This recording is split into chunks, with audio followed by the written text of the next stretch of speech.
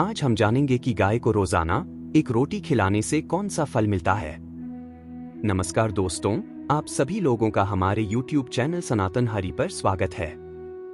दोस्तों, आज का जो वीडियो है वह काफी मजेदार होने वाला है, इसलिए वीडियो को लास्ट तक देखना। तो फिर चलिए शुरू करते हैं आज की प्रस्तुति। दोस्तों, एक समय की बात है, माता पार्वती और भगवान शिव कैलाश पर्वत पर बैठे हुए थे। तभी देवर्षि नारद भगवान शिव और माता पार्वती से मिलने के लिए कैलाश पर्वत पर पधारते हैं। भगवान शिव और माता पार्वती के पास आकर नारद जी उन्हें प्रणाम करते हैं। देवर्षि नारद को देखकर भगवान शिव और माता पार्वती प्रसन्न हो जाते हैं और कहने लगते हैं, हे देवर्षि नारद, आपका कैलाश पर्वत पर स्वागत है। आज किस प्रयोजन से कैलाश में आने का आपने निर्णय लिया? तब देवर्षि नारद हर्ष के साथ कहते हैं, हे प्रभु, आप तो सब कुछ जानते हैं, फिर भी आप इस गुलाम से पूछ रहे हैं। भला आपसे भी कोई बात छिपी हुई है? मेरे मन में क्या प्रश्न है, आपको भली भांति पता है। तब भगवान शिव कहते हैं, हे देवर्षि नारद, मैं आपकी द्विधा को जानता हूं और यह भी जानता हूं कि आप समस्त मनुष्य जाति के कल्याण के लिए ही आज यहां पर पधारे हैं।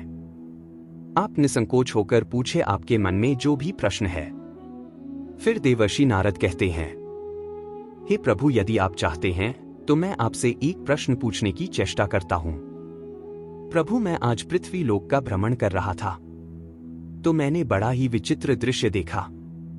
मैंने देखा कि कुछ दुष्ट मनुष्य गायों को मार रहे थे, वहीं दूसरी ओर कुछ मनुष्य गायों की पूजा भी कर रहे थे।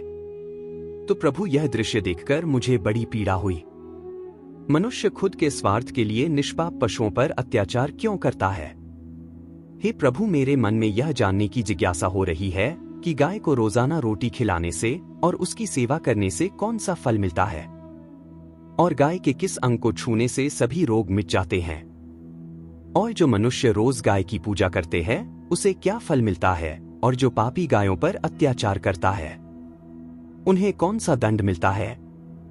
इस प्रकार से नारद जी द्वारा पूछे जाने पर भगवान शिव मुस्कुराते हुए कहने लगते हैं, हे देवर्षि, आपने बहुत ही उत्तम प्रश्न किया है।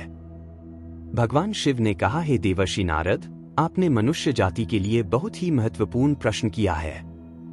तब भगवान शिव माता पार्वती और देवर्षि नारद से कहते हैं, जो गायों को कष्ट देता है उसे तो उसके पाप कर्मों के लिए नरक में दंड अवश्य मिलता है, किंतु जो गायों की सेवा करता है उन्हें उत्तम लोकों की प्राप्ति होती है। गायों की सेवा करने से पृथ्वी लोक पर और परलोक में मनुष्य को कौन सा फल मिलता है? मैं आपको इस कथा के माध्यम से समझाता हूं। हे देवर्षि नारद, आप इस कथा को ध्यान से पूरा सुनना। इस कथा को जो भी मनुष्य सुनता है और इसका प्रचार करता है उसके समस्त पाप नष्ट हो जाते हैं, उसे धन धान्य की प्राप्ति होती है और मृत्यु के बाद वह मेरे धाम कैलाश में जाता है। देवर्षि नारद कहते हैं, हे प्रभु, यह मेरे लिए सौभाग्य है कि आपके मुख से मुझे यह महान कथा सुनने को मिल रही है। मैं इस कथा को बड़े ही ध्यान से सुनूंगा और इसका प्रचार मनुष्यों में करूंगा। फिर भगवान शिव कहने लगे, हे देवर्षि नारद, प्राचीन समय की बात है, मध्य देश में एक बहुत ही सुंदर और विशाल नगरी थी। उस नगरी में रामधन नाम के राजा राज करते थे। वे सदा धर्म का पालन करने वाले गुणवान, चरित्रवान और धर्मात्मा राजा थे। उन्होंने धर्म पूर्वक प्रजा का पालन किया और अपनी प्रजा को सदैव ही प्रसन्न रखा। उनकी प्रजा सदैव उनसे संतुष्ट रहती थी। अंग देश की राजकुमारी सुरभि महाराज रामधन की पत्नी थी।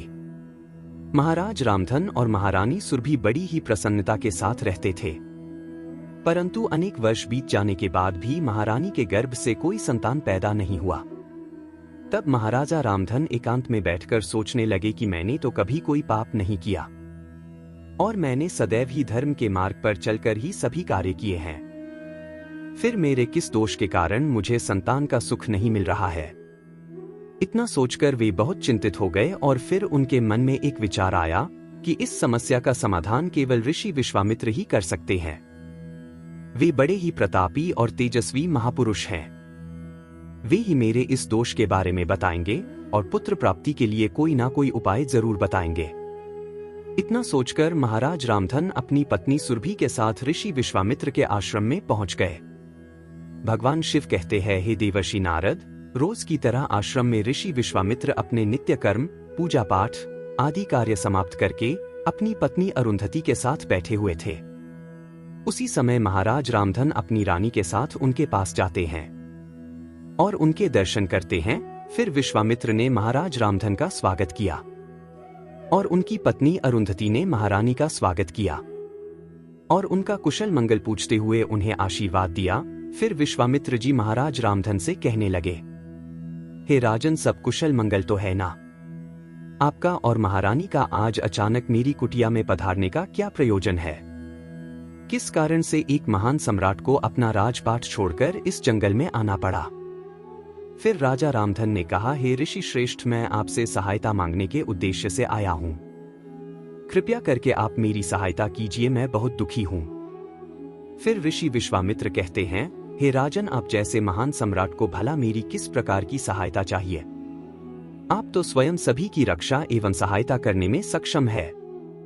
फिर महाराज रामधन कहते हैं, हे गुरुदेव, मैं आपके पास यह जानने के लिए आया हूं कि किस दोष के कारण मुझे अभी तक पुत्र की प्राप्ति नहीं हुई है।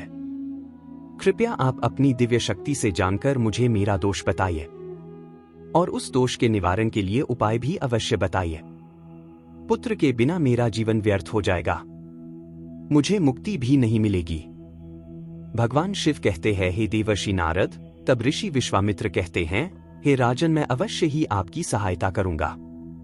फिर ऋषि विश्वामित्र अपने दिव्य दृष्टि से महाराज के भूतकाल को देखने लगते हैं तो उन्हें राजा की एक भूल के बारे में पता चलता है। तब ऋषि विश्वामित्र महाराज से कहते हैं, हे राजन, आपसे एक बहुत बड़ी भूल हुई है जिसका आपको ज्ञान नहीं है। जब आप इंद्रलोक में देवराज से मिलकर लौट रहे थे, तभी मार्ग में एक कल्प वृक्ष के नीचे खड़ी गाय और उसके बछड़े को आपने नजरअंदाज कर दिया था। वह गाय और उसका बछड़ा अत्यंत भूखे और कष्ट में थे। आपने उस कामधेनु गाय को ना भोजन कराया और ना ही उसे प्रणाम किया। उस गाय ने आपसे सहायता भी मांगी, किंतु आप अपनी प्रसन्नता में खोए हुए थे और आपको उस गाय की पुकार भी सुनाई नहीं दी। आपकी कृतज्ञता को देखकर वह गाय अत्यंत दुखी हुई और उसने आपको श्राप दे दिया। हे राजन, जो मनुष्य गाय को कष्ट में देखकर उसकी सहायता नहीं करता, भूखी गौ माता को भोजन नहीं कराता, उसे तो महापाप ही लगता है और उसी गाय के श्राप के कारण आपकी कोई संतान नहीं है। इस प्रकार से ऋषि विश्वामित्र ने महाराज रामधन को उनके दोष के बारे में बताया, जिसे सुनकर महाराज बहुत दुखी हुए और पश्चाताप करते हुए कहने लगे, यह मैंने क्या कर दिया? मुझे अपने आप पर धिक्कार है। मेरी ही मूर्खता के कारण एक गाय को और उसके कोमल बछड़े को इतना दुख सहन करना पड़ा। मुझे तो अब राजा बने रहने का भी अधिकार नहीं है। महाराज रामधन ऋषि विश्वामित्र से कहते हैं, हे गुरुदेव, मैं अपनी इस भूल को सुधारना चाहता हूं। कृपया आप ही मुझे कोई उपाय बताइए जिससे मैं इस घोर पाप से मुक्ति पा सकूं। मेरा अपराध क्षमा के योग्य नहीं है, किंतु फिर भी मैं प्रायश्चित करना चाहता हूं। भगवान शिव कहते हैं, हे देवर्षि नारद। फिर ऋषि विश्वामित्र कहने लगते हैं, हे राजन, आप दुखी ना हो, इस दोष से मुक्ति का उपाय अवश्य है। आप मेरे आश्रम में बंधी हुई गाय की सेवा करो। यह उसी कामधेनु गाय की पुत्री है जिसकी आपने सहायता नहीं की थी। अपनी पत्नी के साथ मिलकर आप उस गाय की सेवा करो, उसकी आराधना करो, वह तुम्हें अवश्य पुत्र प्रदान करेगी। तभी वह गाय बाहर से उस आश्रम में प्रवेश करती है। उस गाय को आता देखकर ऋषि विश्वामित्र बोलते हैं, हे राजन, देखिए, केवल स्मरण करने मात्र से ही कल्याण करने वाली यह गाय खुद चलकर आई है। आप भाग्यशाली हैं, यह गाय निश्चित ही आपके दुख दूर करेगी। आप वन में इस गाय के पीछे पीछे चलकर इसकी सेवा करो और जंगल में रहने वाले हिंसक पशुओं से इसकी रक्षा करो और आश्रम में लौटकर आने पर महारानी खुद शाम को इस गाय की सेवा करेंगी। इससे प्रसन्न होकर यह गाय तुम्हें निश्चित ही पुत्र प्रदान करेगी। फिर महाराज रामधन ने ऐसा ही करने का वचन दिया। फिर अगले दिन की सुबह महारानी ने गाय की पूजा की और महाराज उस गाय को चराने के लिए जंगल में लेकर गए।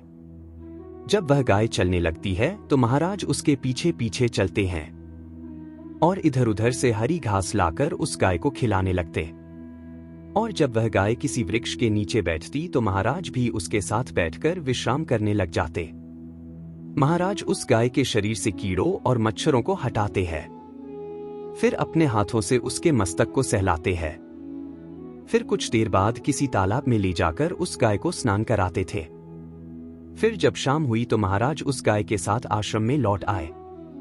आश्रम में पहुंचते ही उस गाय ने अपने मूत्र से भरी पूंछ को महाराज के शरीर पर घुमाकर मारा, जिससे महाराज का शरीर गौमूत्र के कारण पवित्र हो गया और उसके सभी पाप नष्ट हो गए। वैसे भी गौमूत्र को गंगाजल के समान पवित्र माना जाता है। फिर महारानी सुरभि ने आगे आकर उस गाय की अगुवाई की और विधिपूर्वक उस गाय की पूजा की, उसके चरणों में मस्तक झुकाया। फिर उस गाय के आगे हाथ जोड़कर महारानी खड़ी हो गई। फिर उस गाय ने महारानी की पूजा को स्वीकार किया और महारानी पर अपनी दृष्टि डालकर उसके सभी दोष समाप्त कर दिए। गाय की दृष्टि पाते ही महारानी अत्यंत पवित्र हो गई। इस प्रकार से महाराज रामधन को उस गाय की सेवा करते हुए 30 दिन बीत गए। महाराज पूरे दिन चरवाहों की तरह उस गाय की सेवा करते थे और उस गाय के साथ वन में रहते थे। फिर शाम को महारानी नौकरों की तरह उस गाय की सेवा करती थी। महारानी उस गाय का गोबर मलमूत्र साफ करती थी। भगवान शिव कहते हैं, हे देवर्षि नारद, फिर 31वें दिन महाराज जब गाय को लेकर जंगल गए तो वह गाय चढ़ते चढ़ते हिमालय पर्वत पर चली गई। फिर महाराज भी उसके पीछे पीछे चलते गए। फिर वहां उस पर्वत पर खड़े होकर महाराज हिमालय पर्वत की सुंदरता को निहार रहे थे। इतने में ही एक शेर ने आकर उस गाय को बलपूर्वक दबोच लिया। राजा को उस शेर के आने की आहट तक महसूस नहीं हुई। उस शेर के चंगुल में फंसी गाय ने करुण स्वर में बड़े ही जोर से चित्कार किया, हे महाराज मेरी रक्षा करो, हे महाराज मेरे प्राणों की रक्षा करो। जैसे ही महाराज ने उस गाय की पुकार सुनी तो उन्होंने देखा कि एक बहुत बड़े शेर ने उस गाय को दबोच लिया है और उस गाय की आंखों से आंसुओं की धारा बह रही है, जिसे देखकर महाराज बहुत चिंतित हुए और उन्होंने तुरंत ही अपनी तलवार निकाली और उस शेर को मारने के लिए उसकी तरफ दौड़े। फिर उसी समय उस शेर ने महाराज की तरफ देखा। उस शेर की दृष्टि पड़ते ही महाराज का शरीर स्तब्ध हो गया। उनकी सारी शक्ति क्षीण हो गई, उनका सारा बल नष्ट हो गया। अब उनके शरीर में उस तलवार को भी पकड़ने की शक्ति नहीं थी। फिर वह शेर महाराज से कहने लगा, हे राजन, मेरे ऊपर प्रहार करना तुम्हारे बस की बात नहीं है, क्योंकि मां दुर्गा मेरी ही पीठ पर बैठती हैं, जो स्वयं इस सृष्टि के रचयिता है। जब मां दुर्गा के बोझ से मुझे कुछ नहीं हुआ, फिर तुम तो एक साधारण मनुष्य हो, इसलिए तुम मुझे मारने की चेष्टा भी मत करना और तुम यहां से लौट जाओ। विधाता ने इस गाय को आज मेरा भोजन बनाकर भेजा है, इसलिए तुम इसमें दखल मत दो। मैं जानता हूं तुम राजा रामधन हो। ये जो तुम हिमालय पर्वत देख रहे हो, यहां चारों तरफ मां दुर्गा की माया फैली हुई है, इसलिए तुम तुरंत ही यहां से निकल जाओ। फिर महाराज कहने लगे, हे जंगल के राजा, कृपया करके आप इस गाय को मत मारो। गुरुदेव ने मुझे इस गाय की रक्षा और सेवा करने का आदेश दिया है। यह ऋषि विश्वामित्र की संपूर्ण मनोरथ को पूर्ण करने वाली गाय है। इसकी हत्या करने पर तुम्हें पाप लगेगा। तुम्हें अपनी भूख मिटानी है तो तुम मुझे मारकर अपनी भूख शांत कर लो। वैसे भी मैंने पिछले जन्म में बहुत पाप किए हैं, जिसकी वजह से मैं इस जन्म में बेऔलाद होकर अपनी सजा भुगत रहा हूं। मेरी आपसे विनती है कि आप इस गाय को जीवनदान दे दो। इस गाय का एक बछड़ा भी है जो आश्रम में इसकी राह देख रहा है, इसलिए गाय के बदले में तुम मुझे मारकर अपनी भूख शांत कर लो। इससे गाय की रक्षा भी हो जाएगी और मेरे वचन का पालन भी हो जाएगा। साथ ही गौ रक्षा के लिए प्राण त्यागने से मुझे उत्तम गति की प्राप्ति होगी। इतना कहकर महाराज उस शेर के सामने हाथ जोड़कर बैठ गए और अपनी आंखें बंद कर ली। फिर अचानक उस राजा के कानों में आवाज आई, हे राजन उठो, मैं तुम्हारी सेवा से अत्यंत प्रसन्न हूं। यह सुनकर महाराज उठ खड़े हुए और उन्होंने अपने सामने उस गाय को देखा और वह शेर कहीं भी आसपास दिखाई नहीं दे रहा था। तब वह गाय महाराज रामधन से कहने लगी, हे राजन, मैंने ही अपनी माया से शेर का रूप धारण करके तुम्हारी परीक्षा ली थी। यमराज भी मुझे पकड़ने का विचार नहीं कर सकते। मेरी रक्षा के लिए तुम अपने प्राण देने के लिए तैयार हो गए, इसलिए मैं तुम पर बहुत प्रसन्न हूं। अब तुम मुझसे वरदान मांगो, जो भी तुम्हारी मनोकामना हो मैं अवश्य पूर्ण करूंगी। फिर महाराज रामधन कहते हैं, हे गौ माता, मेरे मन में जो इच्छा है आप वह अवश्य ही जानती होगी। इसलिए मेरी आपसे विनती है, कृपया मुझे एक पुत्र प्रदान कीजिए। मेरी यही कामना है।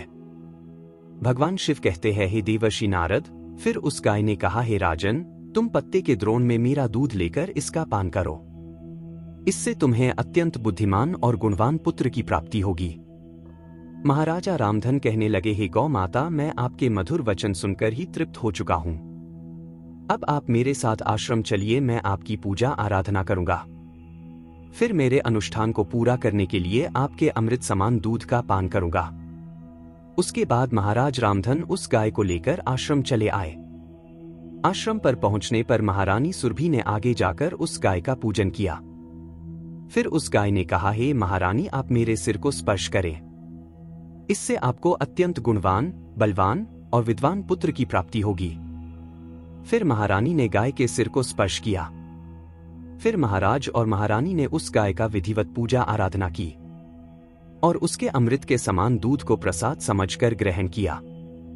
उन दोनों की प्रसन्नता देखकर ऋषि विश्वामित्र कहने लगे, हे राजन, अब यह गाय तुम दोनों पर प्रसन्न है। तुम्हारी मनोकामना अवश्य पूर्ण होगी। जो भी मनुष्य गाय की सेवा करता है, उसे भोजन कराता है, उसके सभी मनोरथ सफल होते हैं। जो मनुष्य गाय की रक्षा करता है, उसकी कभी दुर्गति नहीं होती। मृत्यु के बाद वह कैलाश जाता है और भगवान शिव के साक्षात दर्शन करने का सौभाग्य उसे प्राप्त होता है। जो श्रद्धापूर्वक गाय का दूध पीता है, वह सभी रोगों से दूर रहता है। जो गाय की पीठ पर जो कुबड़ होता है, उसे स्पर्श करता है, उसके सभी प्रकार के दोष और पाप नष्ट हो जाते हैं। जो गाय का दान करता है, वह वैतरणी नदी को गाय की पूंछ पकड़कर पार कर लेता है। जो स्त्री रोज गाय को रोटी देती है, वह सौभाग्यशाली बन जाती है। गाय समस्त पापों का नाश करने वाली और सभी मनोरथ को पूर्ण करने वाली है। इसलिए हमेशा उसकी रक्षा, पूजन और भोजन कराना चाहिए। इतना करने से ही मनुष्य सभी सुखों को प्राप्त कर लेता है और उसकी दरिद्रता समाप्त हो जाती है। फिर भगवान शिव कहते हैं, हे देवर्षि नारद, इस प्रकार से महाराजा रामधन द्वारा गाय की सेवा करने से उन्हें एक अत्यंत बुद्धिमान पुत्र प्राप्त हुआ। दोस्तों कहते हैं, गाय में 33 करोड़ देवी देवता वास करते हैं, जिसका सीधा मतलब ये है कि आप गाय को रोटी खिलाकर 33 करोड़ देवी देवताओं को भी भोजन करा रहे हैं। इसलिए गाय को पहली रोटी अवश्य दें और उसकी सेवा अवश्य करें।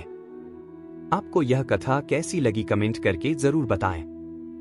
अगर जानकारी अच्छी लगी तो वीडियो को लाइक करें और कमेंट में जय गौ माता जरूर लिखें। साथ ही चैनल को सब्सक्राइब करें। आप सभी का धन्यवाद।